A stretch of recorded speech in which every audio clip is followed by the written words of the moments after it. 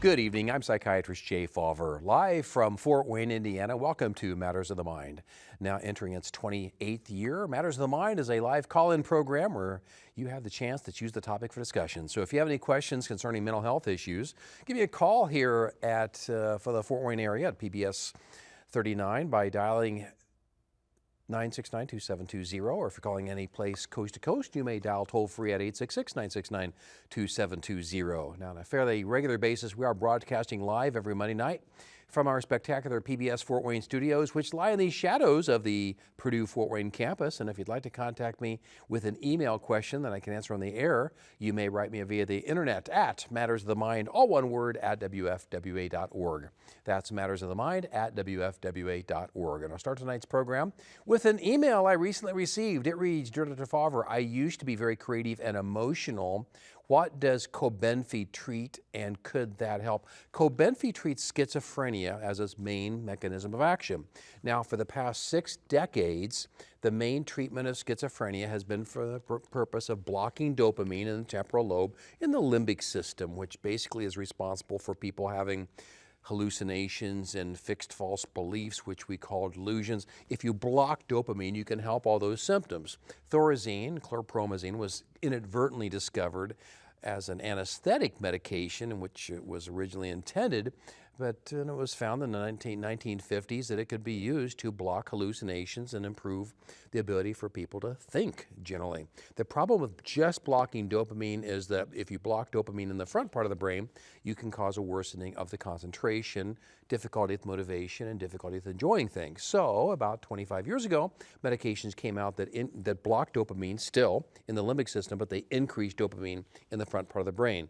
These are called the second generation antipsychotic medications, the so-called atypical antipsychotic medications. We've predominantly been using those for the past 25 or 30 years. However, Cobenfy, entirely different medication. It's the one mechanism of action that is different than anything we've been using for the past several decades, in a sense that it's blocking dopamine indirectly by increasing acetylcholine, which sounds odd, but if you increase acetylcholine, you can indirectly decreasing the firing. So if you think about dopamine firing being like shooting pellets from a shotgun toward a target, historically the way we've been treating schizophrenia is by blocking the target.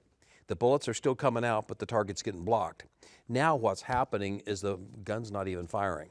So if the gun's not firing, and that gun previously was firing excessive dopamine, you can decrease the symptoms of hallucinations and delusions in a whole different way. Now, Cobenfy has 2 medications. The first one is xanomeline. Xanomeline is a chemical that was created by Lilly right here in Indiana. Lilly created xanomeline way back about 30 years ago. And it was created for Alzheimer's dementia. It worked pretty well for Alzheimer's dementia. It did help with concentration because if you stimulate a couple receptors that will affect acetylcholine. There's 5 different receptors that affect acetylcholine, number 1, number 2, number 3, number 4, number 5. Xanomeline will affect number 1 and it stimulates number 4. So by stimulating number 1 and number 4, it can, number 1, improve the concentration and indirectly decrease hallucinations and delusions. The problem with xanomeline when it was studied on older people with Alzheimer's dementia is that it caused people to have intolerable nausea and diarrhea, because if you stimulate muscarinic receptors or acetylcholine receptors in the peripheral part of the body, especially in the gut, it'll cause you to have all these intolerable gastrointestinal effects. So although xanomeline did help with Alzheimer's dementia symptoms 30 years ago, it was not pursued in any further research until just a few years ago. A very astute young scientist thought, let's try this, only add a medication to it to make it more tolerable for the gut. And that's called trospium. So trospium is a medication that will block acetylcholine's actions in the periphery.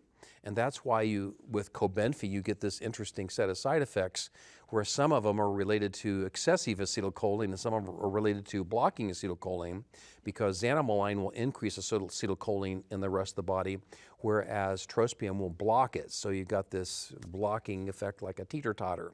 So the reason why Cobenfy now is more tolerable is because of the presence of trospium, which will block the excessive acetylcholine effects in the periphery. So you have less nausea, less diarrhea, but those are side effects people can have, and urinary bladder retention is another problem where if people already have, older men for instance, have benign prostatic hypertrophy and they have trouble urinating already, Cobenfy can make that worse because of the trospium that's in that.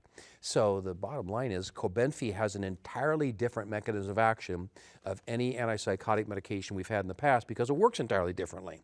And we've had some really good luck with it over the past year in using it. It's a medication. Its number one side effect can be the nausea.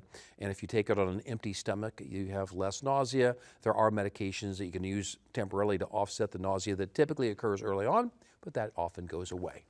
Thanks for your email. Let's go to our first caller. Hello, Doug. Welcome to Matters of the Mind. Doug, you'd mentioned that your family has a genetic history of depression. What are the early signs you can watch for your children? Depression, Doug, is about 30% genetic. So it does run in families, and you have to be careful about the risk factors for depression will be any kind of physical, emotional, sexual abuse, any kind of trauma, especially before the age of 8 years old.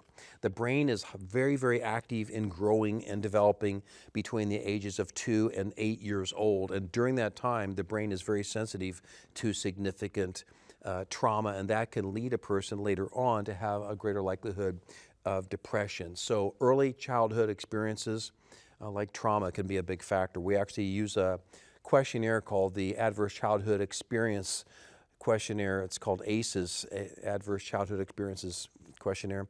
And this questionnaire has 10 questions, and if you have over 4 of those questions that you answered yes, that can be a factor for you having a greater likelihood of having depression later on. So depression does run in families genetically, but it can be predisposed by early childhood trauma. What kind of signs would you watch for with children and adolescents? The number one factor you might see would be social withdrawal, where they're not interacting as much as you'd expect over the course of time, and they're not enjoying pleasurable activities. They're less motivated to do things.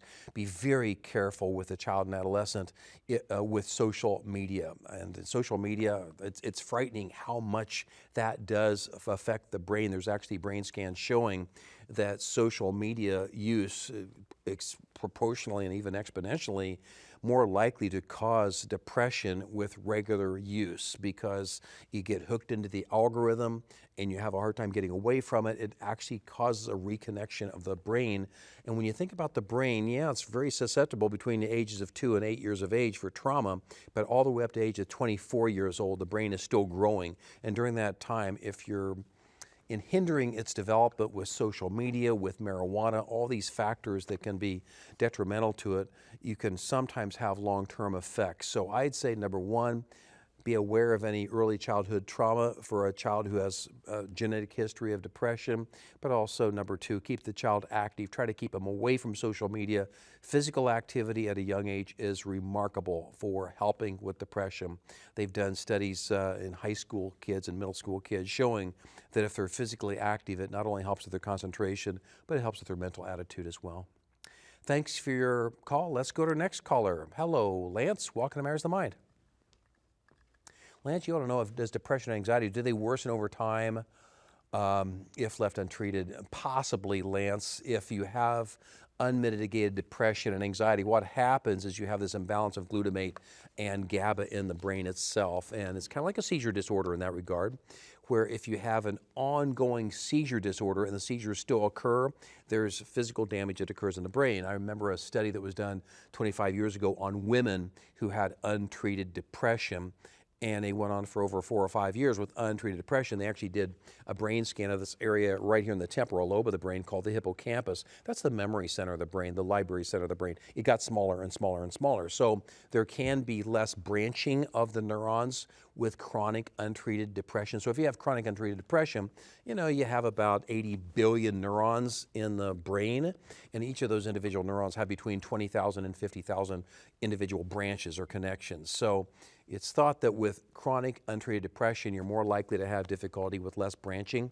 So it's kind of like a bush in your backyard. It's not getting adequate fertilization or water. What's it do? It kind of shrivels up over the course of time.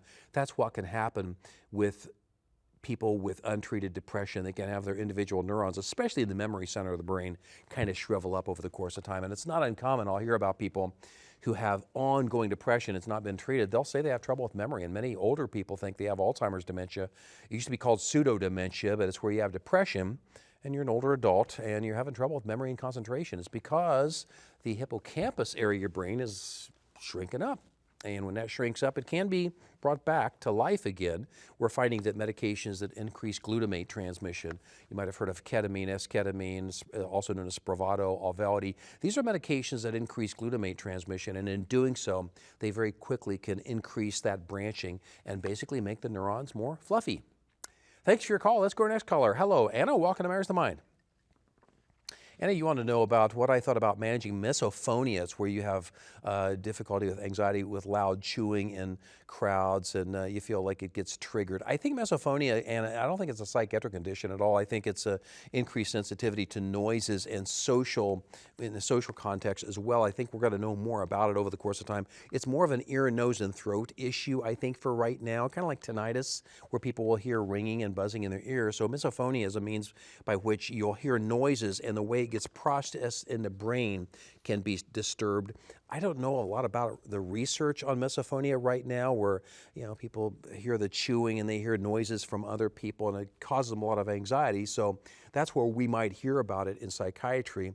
But in terms of the root cause of it, there might be a couple things going on. In the front part of the brain, you've got the dorsal medial prefrontal cortex. It's right up here on the top here. So I took the brain apart. This is the front part of the brain looking at you. The top little strip of the brain up here is called the dorsal medial prefrontal cortex. It's basically a part of the cortex that gives you a sense of identity and with social interactions. So it helps you emotionally interact with other people. And this dorsal medial prefrontal cortex is very important to understand how you can relate to other people. When you're having a conversation with another person, this is the part of the brain that helps you try to understand their feelings and their perspective on things. And if this is working really well, so I would think that you could have difficulty with getting excessive sensory input when you hear noises from other people, but that's just a speculation. But the dorsal medial prefrontal cortex is very, very important with the emotional overtone of an interaction with another person. And when you hear another person making noises with chewing and various different types of interactions like that, I think this part of the brain might be overactive in that case. I think there's going to be a time where we learn more about that, but it's a real phenomenon. But I think right now we're treating it more like an ear, nose, and throat condition. Thanks for your call. Let's go next to our next email question. Our next email question reads, Dear Dr. Fawver, multiple generations of my family have had issues including extreme anger, deep depression, and delusions. Can a person have multiple mental disorders such as bipolar, schizophrenia, borderline personality disorder? What's the difference between schizophrenia and schizophrenia affective disorder? How can this generational mental illness be broken? Yeah, you can dilute it with genetics, as we can with many medical conditions. If you are marrying someone and you partner with somebody and you conceive children, and your spouse does not have those kind of medical condition, that can dilute the genes to some degree. So that's what we've seen with schizophrenia. If you marry someone with schizophrenia, and let's say both of your parents have schizophrenia, your chance of having schizophrenia would be about 12 to 16% if both your parents had schizophrenia. It's not guaranteed, but you'd have a higher likelihood of schizophrenia. Schizophrenia is not entirely genetic. It's thought to be about 50% genetic. So if you have an identical twin with your exact same genes, you have a 50-50 chance of having schizophrenia if your identical twin does. So it's not guaranteed that you're going to have schizophrenia even if your identical twin has schizophrenia. So I'd mention the parents. If you have a brother or sister with schizophrenia, you have about an 8% chance of schizophrenia. And the genetics can be diluted such that across the entire population right now, the likelihood of having schizophrenia is about 1%. So it's much more likely if you have a family history of schizophrenia, but it's not guaranteed by any means. So schizoaffective disorder is basically a combination of schizophrenia where you also have bipolar symptoms. Bipolar symptoms include manic symptoms, where you might go for several days, not needing to sleep, you're hyped up, you're impulsive, you're talking very, very quickly, going from topic to topic to topic. Those are manic symptoms, and intermittently these people can crash into depressive symptoms. So it's a mood disturbance on top of the day-to-day symptoms of schizophrenia, which can include symptoms of hallucinations, fixed false beliefs like delusions, difficulty with processing information, and socially reading the conversations of others. So schizophrenia is a day-to-day phenomenon, and bipolar disorder can be on top of that. That's called schizoaffective disorder. It's not guaranteed that people will inherit those kind of conditions, but the first thing we always will examine, as I mentioned earlier, we'll try to mitigate the trauma itself. If you have early childhood trauma, it can trigger a lot of emotional disturbances later on. So you can kind of be hardwired if you have a lot of trauma, especially up until the age of 8 years old. Those are very, very sensitive years, but up until 8 years of age, if you've had trauma in your household where there have been parental problems, you've had a parent with mental illness, drug abuse, a parent went to jail, there was a divorce, separation, you got a lot of drama in your childhood, that can cause you to have a greater likelihood later on to have depression, anxiety, and it can actually trigger some psychotic and serious mood disturbances overall. So there are things that trigger the genetics, and that's what you always have to be watchful in examining and try to maintain good mental health. How do you maintain good mental health? Well, a lot of very simple things you can do. Number one, have something to do every day. One of the number one reasons why people will struggle with depression and anxiety is it's a vicious cycle, but they will lose purposeful, meaningful activity day by day by day. So you have to have a reason to get up every day. It'd be nice to have a schedule hour by hour. That schedule will often, be changed based on life happening and things going on. So you have to be lenient and being adaptive to that schedule changing. But you need to have things to do on a regular basis. It's a vicious cycle because when people get depressed and anxious, what happens? They get less motivated, they lose their energy level, and they tend to withdraw. When they withdraw into their household, they're not socially active. That also is a factor for feeling more depressed and feeling more anxious and having more mental health problems. There are apps available for those people willing to use them where they can actually have an app on their phone and their clinician can monitor how active they are. Now that's fairly intrusive in some ways, but they've done this in research settings where people who are willing to have an app on their phone that monitors their movement, their steps, and how much they're getting around, a clinician can monitor that and determine if they're going to be more likely to get sick. Two things happen before you get more ill with depression or schizophrenia or bipolar disorder. Two things happen. Number one, you become less active, but on the other hand, you become more active in a tight environment. In other words, you start pacing more. So if you get out of the house less, number one, and then while you're in the house, you're pacing more, those are two very high predictors for somebody getting sicker. And it's thought that that might even be a predictor for suicide. So who knows? Maybe someday people will be tracked with their willingness by their clinicians to see what their movements are like day by day by day. And kind of like what we have now with the cardiologists. They have people monitoring their heart rhythm on a day-to-day basis, and they're alerted if there's a heart rhythm disturbance. In psychiatry, movement disturbances can predict you're having mental health issues overall. Thanks for your call. Let's go to our next caller. Hello, Sarah. Welcome to Mayor's the Mind. Sarah, you want to know, how can you support your partner in his drug recovery when they seem to lash out? I think, Sarah, with your partner in his drug recovery, try to be supportive in going to any rehabilitation programs. For instance, there's Al-Anon, where you have the partner of the person with Alcoholics Anonymous attending that type of thing. Try to understand the condition itself to try to identify your partner's individual needs. If your partner has a reason for drug use, such as anxiety and depression, because many people with drug use will be self-medicating, be aware of those kind of triggers and try to be supportive with your partner in that particular area. Some people will notice their partner will get more irritable and more moody as they're coming off the drugs of abuse, so it's very important to look for those triggers as well. So understand the condition very well, try to understand the perspectives of other people who have also endured those kind of conditions, and that's what's been the beauty of Alcoholics Anonymous since 1939, I think that came out.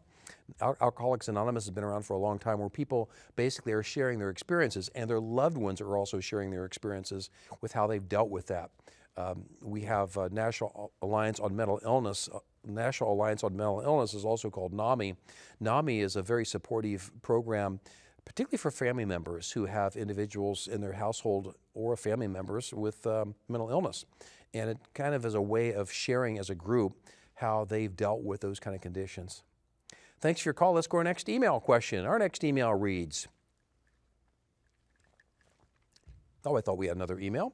There's another email. It reads, Dr. Fawver, is poor grooming associated with depression or anxiety? When people get depressed or anxious, they tend to not care. In many cases, they don't tend to process information. So let's look at depression and anxiety. Anxiety is often a precursor to depression. People will ask, how do you tell if somebody has depression or anxiety? They often go hand in hand. Many people will get anxious and they'll brood and ruminate and worry about different things. That will lead basically to increased activity in the amygdala, the front part of the brain, and the temporal lobe. Amygdala gets lit up and it gets fired up. The amygdala will cause you to have difficulty with sleeping, not uncommonly. Lack of sleep will often cause people to have difficulty with coping and being able to process thoughts adequately. And when you have difficulty with disturbances in the front part of the brain where you're using for judgment, that'll cause you to have depression. So you logically won't look at the world around you as you should. So anxiety will often lead to sleep disturbances. Sleep disturbances often lead to depression. It often goes hand in hand. So when people have depression and anxiety, they often will just not care anymore. Lack of caring is a prefrontal cortex disturbance up here in the dorsal lateral prefrontal cortex, where you just don't care so much anymore. And people often have difficulty with grooming because of that, because I mentioned earlier the dorsal medial prefrontal cortex up here at the top part of the brain. That's when you kind of look at your sense of self and you compare yourself to other people around you, and you try to understand how they are perceiving you. So if you don't care about how other people are perceiving you, it's typically due to a decreased activity of the dorsal medial prefrontal cortex. So this part of the brain is disturbed when people have depression. You don't care about what other people think of you because you start to lose that social connectivity, and that's a disturbance people will often experience when they have trouble with depression. So not uncommon, you'll hear about that. Thank you for your email. Let's go to our next caller. Hello, Blake. Welcome to Matters of the Mind. Blake, you don't want to know, does lack of sleep damage your brain? And if so, how can you reach a deeper sleep and possibly repair the damage? Blake, the number one thing you need to do with sleep is try to get on a regular sleep cycle. That means going to bed the same time every night and getting up the same time every morning. Ideally, you should not need an alarm clock if you've had enough sleep and if you get on that regular cycle. Now, that sounds wild for a lot of people, and I get it. You still want to set an alarm clock if you have morning obligations. If you have to go catch a flight, you have to get up for work. You don't want to oversleep, but you should wake up before your alarm clock goes off because you've had an adequate amount of sleep. You know you've had enough sleep if you don't need the alarm clock to awaken you. So sleep hygiene, where you're getting to bed every night, same time, you're getting up the same time every morning, is number one for sleep efficiency. Can lack of sleep damage the brain? It can disrupt the brain's processing because basically, Blake, when you have lack of sleep, this prefrontal cortex that I mentioned earlier doesn't work so well. So you can't concentrate, you can't think through things, you can't cope as well, and you can't judge, as I mentioned, with the dorsal medial prefrontal cortex, you can't judge interpersonal connections so well. So lack of sleep does have an effect on the brain. It is reversible. You can have a sleep debt over the course of several days where you're not getting adequate sleep. And then if you sleep in for 2 days and you get excessive, more sleep than usual, maybe on the weekends, perhaps Friday, Saturday, whatever it would be, that can actually reverse some of the problem. But the ideal thing to do for sleep, where you get a deep sleep, you get the dream sleep as well, the best thing for that is adequate sleep hygiene. How else can you get a deeper sleep? The best way to get a deep sleep is to exercise, especially in the morning, if you can. If you exercise before about 6 p.m., it'll actually deepen your sleep. Why is deep sleep important? If you get a deep sleep, you're more likely to have more energy during the next day. Deep sleep, when you're in that deep sleep, when you're awakened and you're very confused for a few seconds when you awaken, that's a good thing. That's deep sleep. Deep sleep increases growth hormone. Increasing growth hormone is very, very good for the brain. So you want to get into that deep sleep, but one of the best ways to do that would be to exercise 30 to 45 minutes more days than not, especially in the morning, sometimes in the afternoon, but probably not after 6 p.m. Evening workouts often will keep people awake a bit. Thanks for your call. Let's go to our next caller. Hello, Carol. Welcome to Matters of the Mind. Carol, you want to know, are there any side effects of taking Vraylar with Ozempic? Ozempic is a whole different type of medication. Vraylar is a medication that is specifically going to affect the brain for concentration and focus, does not usually cause people to have increased appetite or weight gain, but Vraylar is notorious for sometimes causing some restlessness. Vraylar and Ozempic are entirely different medications, but they should not cause any significant interactions directly. Vraylar is often used for mood stabilization, can be used for schizophrenia, and actually sometimes is used as an add-on for depression as well. But the nice thing about Vraylar with Ozempic, Vraylar doesn't usually cause the weight gain that people are often trying to avoid by taking Ozempic. Thanks for your call. Unfortunately, I'm out of time for this evening. If you have any questions that I can answer on the air, you may write me via the internet at Matters of the Mind, all one word, at WFWA.org. And I'll see if I can get to them next time I'm on the air. God willing and PBS willing, I'll be back again next week. You've been watching Matters of the Mind on PBS Fort Wayne, now available on YouTube. Thanks for watching. Good night.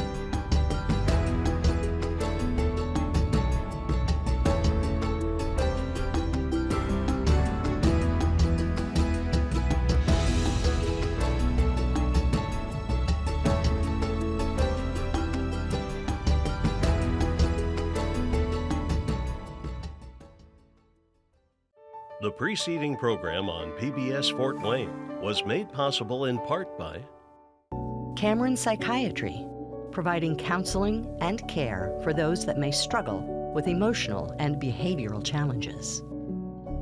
More information available at CameronMCH.com.